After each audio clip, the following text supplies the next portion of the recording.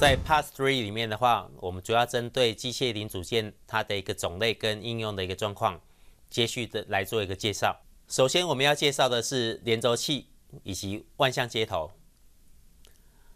那连轴器的话，最主要它的应用的一个场合，它主要是因为轴它在制造的时候，因为材料制造运转的它的一个限制不能太长，通常将它做一个分段做一个制造。那在于连接在一起来做一个传动。那这个装置的话，它是一个永久性的一个连接。那这时候这个装置的话，我们把它称之为连接器或者是连轴器 （coupling） 的一个部分。那轴的连接的话，一般可以把它分成连轴器以及离合器这两大类。那这两大类一个连接的话，连轴器最主要是一个永久性的一个轴的连接装置。那又可以把它区分成刚性连轴器、挠性连轴器以及流体连轴器这三种。那离合器的话，只是需要随时可以把它分开，或者是把它连接在一起。连轴器它的一个功用包括了调整两轴心中心线的一个有限角度的一个偏差，调整两轴心中心线不同心的一个微量偏差，在两轴之间来传达动力。它并没有办法来减少传动轴它的一个摩擦阻力。譬如说，这是它的一个应用状况，通常是马达前端的地方有一个减速机构，那中间的话会加装了一个连轴器来连接我的一个传动轴。那这个也是一样，它中间的地方有一个连轴器来连接马达的输出轴以及我的传动轴的一个部分。那刚性连轴器通常适用于连接同心轴，它不能有角度上的一个偏差。第一项的话是一个套筒连轴器，那两套头之间的话，把这个轴把它穿入我的套筒里面，再利用剑或削把这个固定螺钉穿入固定。它构造比较简单，可是它只适用于轻负荷的一个传动。这个地方的话，我们就是利用一个螺钉把它穿过来做一个固定。那第二大类的话是一个摩擦阻环的一个连轴器。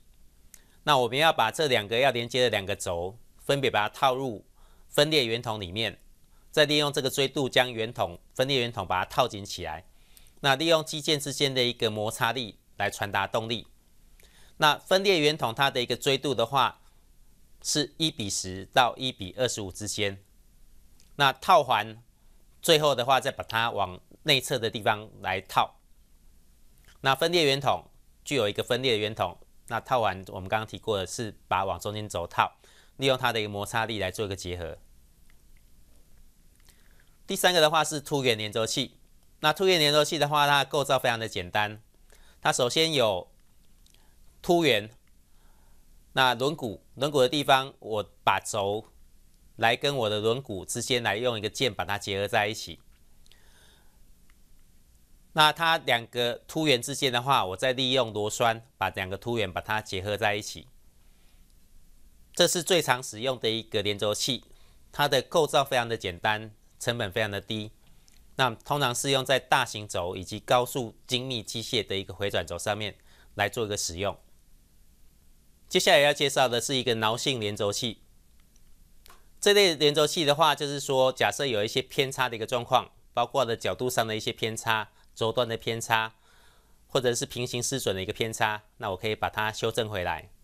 那失准的一个形态的话，可以包括有角向的一个偏差、轴端的一个偏移、轴向的一个偏差、扭转上的一个偏差。那角向的偏差指的是当某一个轴的中心线跟另外一个轴有一个夹角的时候，那这时候没有办法对准，称之为角向偏差。那轴端的一个偏移，当两个轴在轴向有一个相对的位移，称之为轴端的一个偏移。各位可以看到图上面的一个 delta， 只是说轴端的地方有一些偏移的一个状况。轴向偏差指的是驱动轴平行的，可是有一个横向的偏移，它并没有办法完全，虽然是有平行，可是并没有办法轴并没有办法完全对准。扭转上的偏差，有的一个角位移的时候，因为扭转造成没有办法对准的一个状况。那欧单连轴器它是由3个部分轴组成，两端轴的话它会有一个凸圆，那凸圆的地方它会有一个凹槽，那中间的部分则是两面跟互相垂直轴的一个凸圆。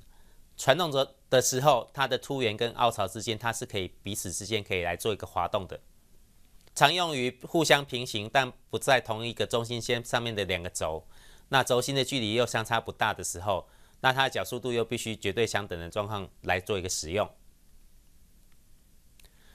那弯向接头又称之为虎克接头或者是十字接头，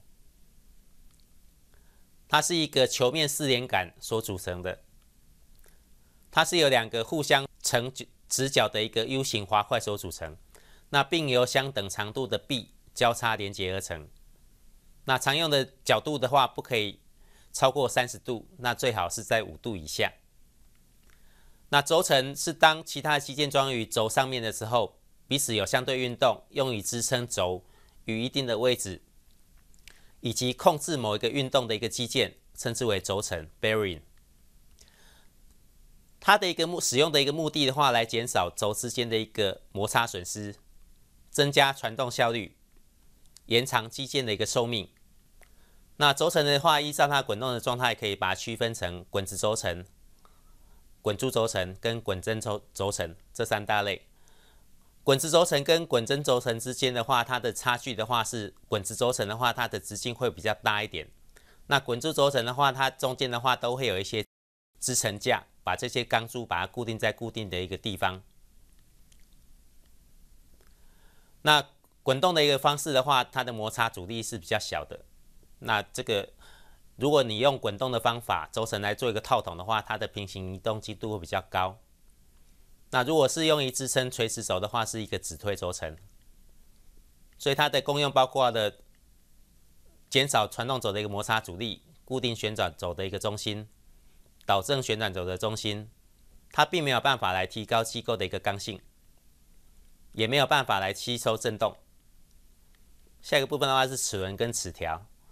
那主要齿轮的话是用具有齿的一个轮子，它用于2个轴之间，用来传达动力。那齿轮之间的话，它彼此之间的轮齿的话，它是互相做一个啮合，彼此之间能够来带动。譬如说，这是它的一个应用的状况，这边有一个斜齿轮，这边有一个正齿轮的一个配合。那齿轮呢，它的功用包括了传达动力、改变运动的一个方向、改变旋转的一个速度、改变扭矩的大小。那速度跟扭矩是互相成反比关系的，它可以来提高解析度。所以各位可以看到直齿斜齿轮、涡线斜齿轮、涡杆跟涡轮。那齿轮跟齿条的话，可以来做直线跟回转运动的一个切换。那皮带的部分的话 ，V 型皮带它的一个传动的话，会有滑动的一个现象。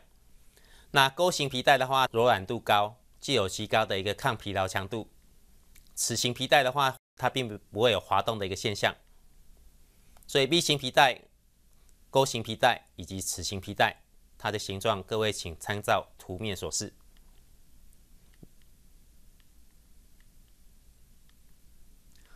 那链条的话，用于带动2个链轮。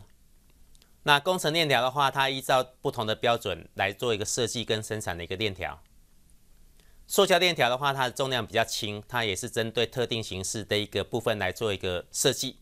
它的操作的话，传导的功率比较小，所以各位可以看到钢链条、工程链条以及塑胶链条。那我们在 Part 3里面的话，我们主要针对机械零组件来做一个介绍。谢谢。